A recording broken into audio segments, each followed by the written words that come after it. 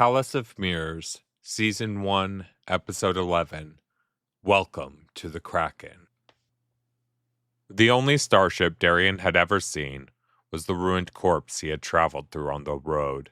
But when he looked up at Bluebeard's ship, he expected to recognize it from years of dreaming. Instead, the vessel unsettled him. In contrast to the gleaming silver ships from Kathy's stories, he found a dented patchwork hull, scorched black. It rested on the landing pad, a curved dagger of a ship that looked sharp enough to gut a man in a dark alley. A great creature with countless reaching arms had been painted on the hull. It looked hungry and alien. It didn't look like a dream at all, but like a nightmare. Darien and Elizabeth had loved playing pirates. Sally had rarely joined them, claiming that as a nearly grown woman she had better things to do. Still, when they played, she often drifted over and could occasionally even be heard cheering for one of her siblings to win the day. Elizabeth had always played the pirate with a makeshift cloth eye patch tied around her head, and the handle to a broken shovel as her sword. Even now, Darien smiled as he remembered her booming, villainous laughter. She had been nearly grown herself, just a year younger than her sister. But when it came to her kid brother, she would do just about anything to make him laugh. Darien had tied a blanket around his neck as a cape and played the part of a heroic knight of the guard. Some days he had been the captain of Grey Wind and played the famous admiral for which he had been named. But most days he had been Captain Dark Sheldon, and his ship had been the Nightingale. Standing in the shadow of a true pirate ship, Darien shivered. The rising sun drenched the clouds crimson. Back home, Elizabeth must have stood beneath that same sky. It seemed impossible. How could they both be under the same sky when Darien felt so very far away? Did she know that Mariala's parents had been murdered? Did his family wonder what had happened to him, where he had gone? No, he thought. They probably didn't know anything at all. The ship towered over the hill. It cast a shadow as wide and black as any ravine. Darien had to crane his neck back to take in the whole of the ship. If one of the towers from the ruined city had been set on its side, it might still have been smaller than the pirate ship. Darien gaped. These pirates, or others like them, had killed Tom's son and taken his daughter. But Darien felt excitement mixed with his terror. His heart thundered in his chest. In that moment, he didn't think of escape. In that moment, he could only think of the ship and the stars it had seen. A hand enveloped his shoulder. Cold and heavy, more like iron than flesh, it stilled Darien's wonder. He looked over his shoulder and found the massive pirate named Twilight looming. This man, with his deep-set eyes and bulging muscles, made Darien feel insignificant. He couldn't help but imagine that hand wrapping around his skull, squeezing and squeezing, bones creaking and cracking. "Let's go," he said with a voice nearly as heavy as his hand. "I'll show you to your bunk." Darien found himself following the pirate out onto the landing pad. "I want to make one thing clear," he said. "Captain Bluebeard has decided to let you join our crew. He's the captain. He gets to decide things like that. But I'm his first officer, and that means I'll be watching you. You're going to pull your weight, more than your weight, on this ship, or I'm going to make you wish the captain had taken us up on our many colorful suggestions for your demise. Do you understand me?" Darien nodded and then realized, feeling a fool, that Twilight wasn't looking at him. Yes. Twilight stopped. "You will address me and the captain as sir at all times. I don't care what you call the rest of the scum on this ship. Is that clear?" "Yes, sir." They walked past the other pirates, who were passing boxes in a line. Wind swept down and whispered with the tree. Petals spun in the air, white and beautiful, and out of place beside the poised knife of the ship. A spindly pirate with a gaunt face and deathly pale skin passed an especially large box to Trollbreath, who teetered under the weight. He juggled the box for a moment before it slipped from his grasp. The crate cracked and splintered, and tin cans rolled out across the tarmac. Darien stopped and caught one under his foot.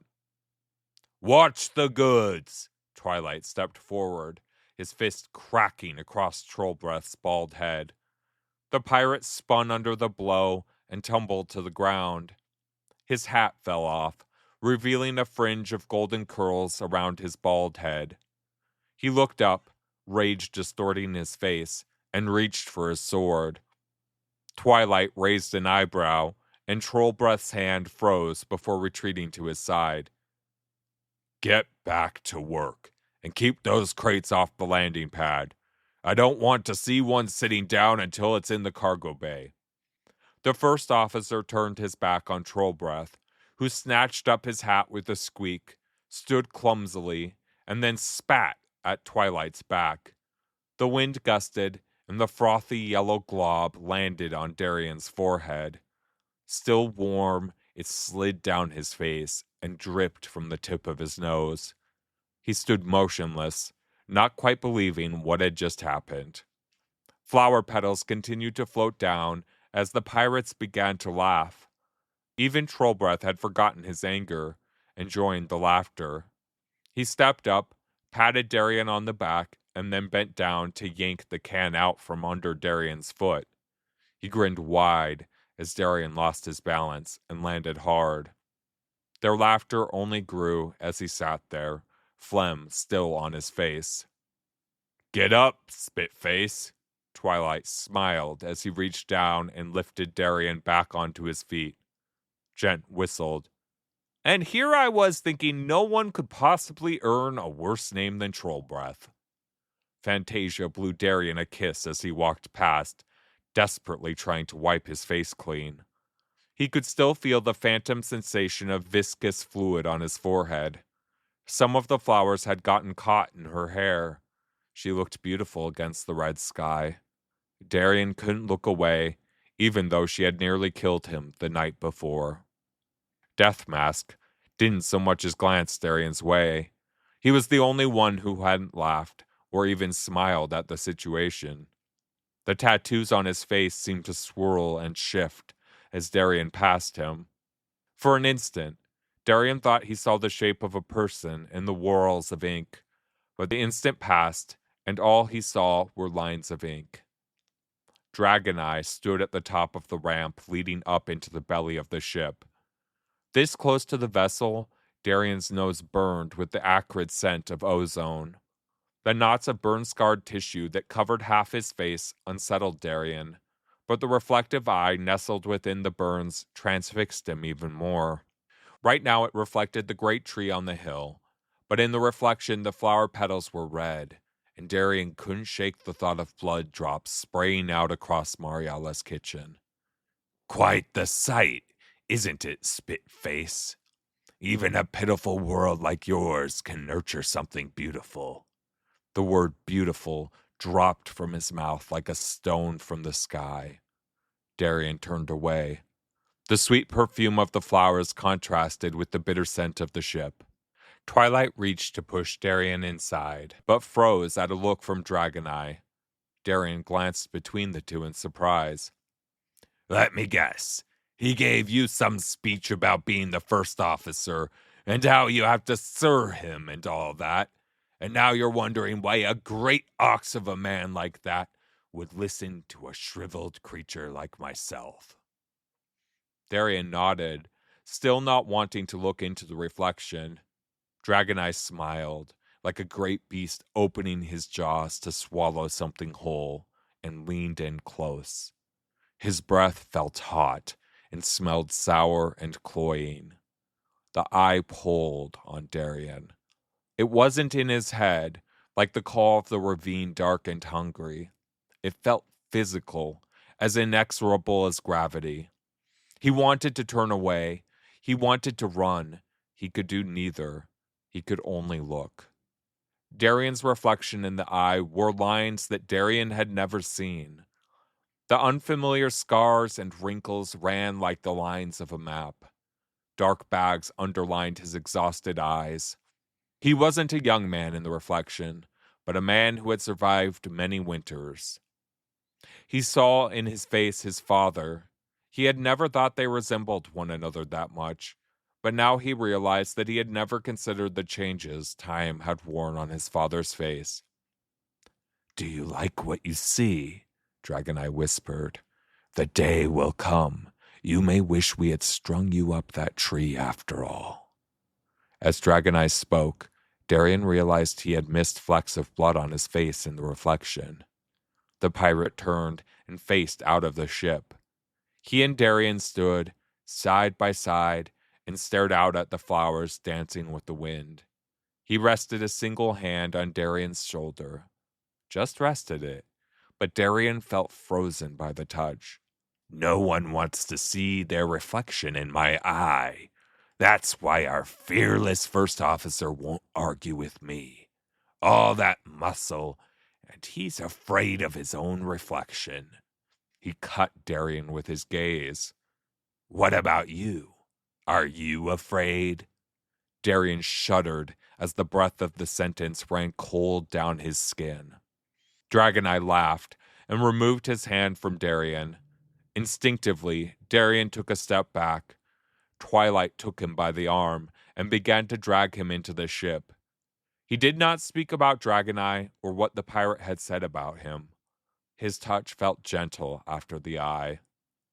The cavernous cargo bay felt dim after the morning light. Electric lights hummed overhead. Boxes lined the shadows of the room. Every step on the metal floor echoed, and when Darien looked over his shoulder, he realized that the ship had begun to swallow him. The doorway had become just a small square of natural light against the darkness within the ship. He felt transported back to the day he and his sister had hiked down into the ravine. It had swallowed them as well, and he had let it. No, he had welcomed it.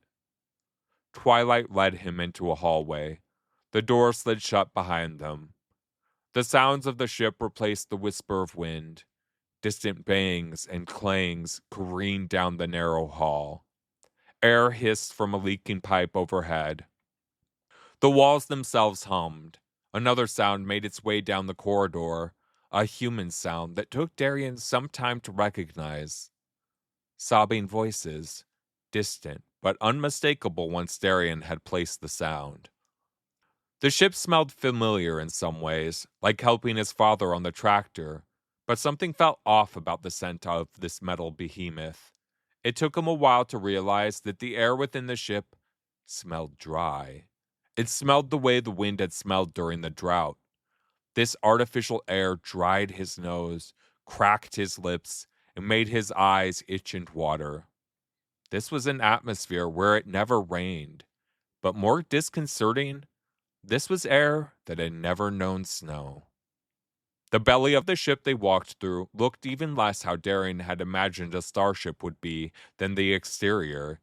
The corridors were narrow and short. Darien's hair brushed the ceiling in places, and the way Twilight had to hunch would have been comical if it weren't for the look in the man's eyes. Pipes and wires ran exposed along the walls and ceilings. The corridor didn't even have a solid floor, just a metal grate that covered still more pipes and wires. A large rodent with a wiry tail and large transparent ears skittered in front of them, stopped, and hissed with a mouth filled with razor teeth. It vanished into a gaping crack in the adjacent wall. Darien knew he didn't walk through the halls of one of the legendary 13 ships of the Guard. It hadn't been crafted in the shape of a soaring bird or a charging bear. It was a knife, curved and dark. It was a pirate ship. Still, he thought, it had flown between the stars. Could anything that had pierced the clouds of his world be so dark and so broken? They stopped before a door, which opened with a halting motion that suggested the machinery within needed some work. Within was an empty room with berths built into the walls, just large enough for a bed. Twilight pointed into the room. but didn't follow Darien. "Stay here until someone comes to get you. That's an order, understand? Follow my orders and we'll get along just fine, you and I. Cross me or the captain and, well, I don't need to finish that sentence, do I? Welcome to the Kraken." Twilight left the room, and Darien pushed his way into one of the berths. They weren't even tall enough for Darien to sit upright. He curled up, a thin blanket his only defense against the dry, cold air of the ship. When he and Elizabeth played pirates, he had always won the day in the end. She had been a good sport about it, even when Darien dreamed up unlikely escapes from her diabolical schemes. Those days seemed far distant now, like a memory of a dream that had passed many nights back. The ship breathed cold air through a vent in the ceiling.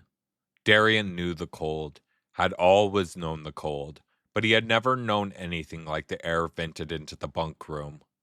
This air didn't hold the cold of night, the cold of snow, or the cold of the winter winds. It touched Darien the way no chill ever had. It reached into him, through his skin and muscle, to the marrow of his bones. There were only a handful of blankets on the beds, all of them so threadbare that even piled together they did little to insulate. When the door opened, Darien had to resist the urge to bolt for it. The pirate named Gent stood in the doorway, his bright red coat contrasting with the grunge of the ship around them. He adjusted a wide plumed hat and grimaced. "We should put troll breath to work scrubbing this place. I'm pretty sure my coat will be ruined just from standing here." Darien stared at him, but didn't move. Gent scowled and waved a hand. "Captain wants to see you, so let's get out of here already." Gent led him down a long corridor to a closet-sized room. He stepped inside and rested his hand on a lever. Darien froze at the threshold. "You offered to hang me the other day, and now I'm supposed to step into this room with you?" Gent rolled his eyes. "Don't tell me you're still caught up on that hanging business. Look, I'm a pirate. I have to hang people on occasion. It's just one of those things that comes with the job." "Like raping and pillaging?" Gent flinched at the words, but shrugged. Yes, well, it is an ugly business sometimes. I mean, look, don't get the wrong idea about me. I may be a pirate, but I do have standards. I don't hurt people just because I can." Darien shook his head. "But you do hurt people. You said it yourself. It's an ugly business." "Life is an ugly business. If you don't know that yet, you're going to learn soon enough. Get in here already. It's a lift that will take us up to the command deck. You don't want to keep the captain waiting. Your life is in his hands after all, and to be honest, I'd rather not have to hang you." Darien nodded but kept his grip on the pommel of his sword as he stepped in beside Gent. The door hissed closed, and Gent pulled the lever gently up. The lift lurched as it accelerated. Darien steadied himself on a railing. Gent smiled easily, as though his conversation with Darien had done nothing to spoil his mood. Darien brushed his sweaty hands on his pants and moved his hand back to his sword. Gent followed the motion. "You've got the right idea," he said. "I mean, that sword won't keep you safe, but you're right to be cautious. We're not a trustworthy lot." Gent spoke as if he discussed a trivial matter. His hands did not drift to his sword. The lift jolted to a stop, but Gent did not open the door. Darien tried to back away, but there was nowhere to go. His throat tightened and his mouth became parched. He inched his sword up. Gent scowled. "I hope you're not as stupid as you're acting. The captain seems to think I should teach you something about the workings of the ship. But if you can't listen, I might as well go in there and tell him to give up on you. And trust me, he doesn't like to be told no. Maybe we'd both be hanging from that tree together. Let me say it again, just to check your comprehension. I could kill you with one hand tied behind my back. I've been on this ship since I was just a boy." Darien shivered, and Gent smiled. "You can stop twitching like you've got something uncomfortable in your pants. Actually, I rather like you, so I'm not planning on killing you at all. What? Darien let go of his sword in surprise. You embarrassed Fantasia last night. Darien blanched. Embarrassed her? She nearly killed me. Gent laughed. I've never seen her so livid. She definitely would have slaughtered you if Death Mask hadn't fetched the captain. Darien felt her sword on his neck, remembered the way she had looked at him as she drew back to strike. I'm still failing to see how I embarrassed her. Gent leaned in, a mischievous smile lighting his face. Is there a huge gash going down your cheek? No. It was clear to everyone in that room that she meant to maim, but you blocked the blow. I didn't know what I was doing. It was just luck. Gent laughed. That's what made it so delicious. After that, she was just toying with you, trying things out, waiting for just the right moment to cut you down. But with that first strike, she meant for you to bleed. Aren't the two of you on the same side? Why would you be happy that I embarrassed her? Gent shook his head. What? You think we're all on the same ship, so we must all be friends? Oh, well, maybe not friends, but at least allies. Gent cackled and slapped Darien on the back. The lot of us would kill one another in the blink of an eye. The only thing that holds this crew together is the captain. He found each of us, brought us onto the ship. He saw something in every one of us, even troll breath. He's the thing that makes us something other than just a mob of murderers. But here's the thing. He's just one man. You made enemies last night. Before, you were just a novelty. After that moment, that one lucky moment, you became a target. He let go of the lever, and the door hissed open. Before Darien could step forward, Gent held out an arm. The shadow of his hat fell over his eyes. He glanced down the hall, but it lay empty. Fantasia will try to kill you again. I hope I've made that much clear. Some of the others may as well. The captain has ordered no one to lay a finger on you, which will keep you safe for now, but that won't stop Fantasia if you make it easy for her. Stay away from her. Hell, you should stay away from the lot of us whenever you can. Darien studied Gent, but the shadow over his eyes made it hard to do. Even you? Gent smiled wide. Especially me.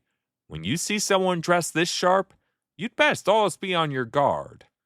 Darien didn't know if he should take the words at face value or if he should laugh. Why are you helping me? Just because I made Fantasia look bad? You're a pirate. Shouldn't you leave me to fend for myself? Gent shrugged. Well, the captain could have left me to fend for myself. I would probably be dead right now. Just because we're pirates doesn't mean we can't do the right thing on occasion. Darien thought of Fantasia's black hair swallowing flower petals. He thought of Dragon Eye and the twisted reflection on his ravaged face. He thought of the tree on the hill where Gent had offered to end his life. He saw Tom's face, the rain running along new wrinkles worn by grief. In the hum of the ship, he felt his friend's body shaking with an emotion no prayer could erase. I don't think you can be a pirate and still do the right thing. I don't think you can do that at all. Gent twitched and fussed with his shirt, as though he couldn't straighten it out. Well, we're going to be late. Let's not keep the old man waiting any longer. The corridor before them looked nothing like the lower decks. Rich blue carpet ran down a solid floor, and silver panels covered the walls. The ship no longer looked as though someone had liberally painted it with grease and grime. Bright lights lit the hall, unnaturally bright to Darien's unaccustomed eyes. Windows and skylights showed the clouds dancing against the ship. Darien stepped up to a porthole and gaped. He couldn't see the ground below or the sky above, but he still felt the height. Before Dark Sheldon became the 13th night, before his father moved him to an asteroid mining station, before his mother died, he had been a child who dreamed of flight. The year he turned 9, he decided he couldn't wait even a moment longer. He read every text he could on aeronautic engineering and designed his own set of wings. He took his wings to the top of a tall tower. The winds battered his body and threatened to tear the glider from his hands. He strapped himself in and stepped to the edge. He looked out over the city, took a deep breath, and jumped. He soared out over the world, buffeted by the winds. In that moment, not even the chill of the gusting wind could bring him down. Darien had loved that story. Secretly, he had loved it even more than those about space battles, monsters, and daring adventures. It had been the story that made Dark his favorite knight of the guard, even more than Admiral Darien Fox, for whom he had been named. It wasn't the ingenuity or bravery that drew Darien to the story, though he appreciated both. It was that Dark had done the one thing that Darien had always dreamed. He had flown. He had freed himself from the pull of gravity and all the hardships that came with it. He had tried to emulate his hero, had even gone so far as to design his own wings from sticks and sheets. From the top of their barn, the highest place he could climb, he had waved goodbye to his father, the tractor, the fields, his sisters, and Kathy. Thinking of her, tears had come to his eyes, but he had known he couldn't stay on the farm. His mother had meant for him to do more than dig in the soil for the rest of his days. So he jumped, and so he fell. Face against the window, Darien rotated his ankle. He still felt the twinge where it had broken. The clouds slipped past the ship silently. He was flying, really flying. It had come at a cost higher than any he'd ever imagined. Mariala had been taken somewhere below those clouds. Darien didn't know how he could reach her, but from here he almost felt like all he had to do was reach out and he could save her. He could be the hero he had always hoped to be. Peel your face off the window, Spitface. The captain's office is just through this door. Darien turned and found a door framed in gold. He stepped forward, then paused and glanced back at Gent, who lounged against the wall, a bored expression on his face. Go on, you'll do fine. Just don't let him murder you.